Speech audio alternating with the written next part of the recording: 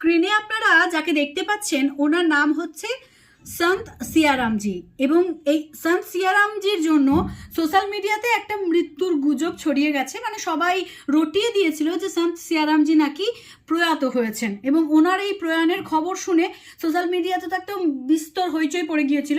তো আপনাদেরকে একটা খুশির খবর জানিয়ে রাখি, সেটা হচ্ছে সন্ত সিয়ারাম মহারাজজি উনি কিন্তু এখনও জীবিত রয়েছেন এবং ওনার বয়স হচ্ছে 110 বছর। আজকে ওনার সম্পর্কেই কিছু অজানা তথ্য আপনাদের সকলের সামনে একটু পরিবেশন করব।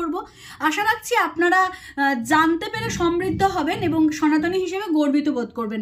তো এই সন্ত সিয়ারামজির বয়স হচ্ছে 110 বছর।